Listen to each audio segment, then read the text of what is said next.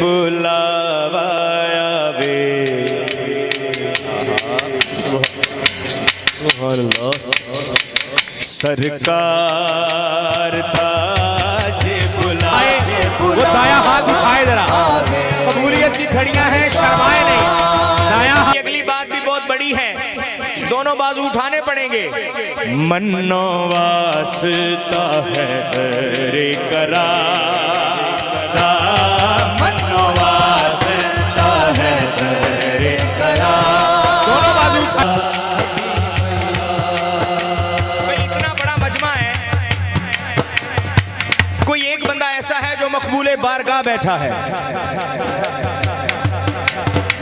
سوچئے اگر اس نے کہہ دیئے کہ یا رسول اللہ طلب فرما لیجئے ہم سب کی ملاقات ہو سکتی ہے مدینہ شریف میں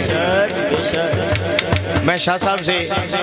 خصوصی ریکویسٹ کروں گا کہ آپ ضرور آمین کہیے گا شاہ صاحب کی اللہ خیر کرے مدینہ شریف روانگی ہے لیکن یا رسول اللہ کی صدا ایسے لگائیے جو تڑپ رہے ہیں وہ اسی سال مدینہ شریف چلے جائیں اٹھائیے دونوں ہاتھ رسول اللہ آیا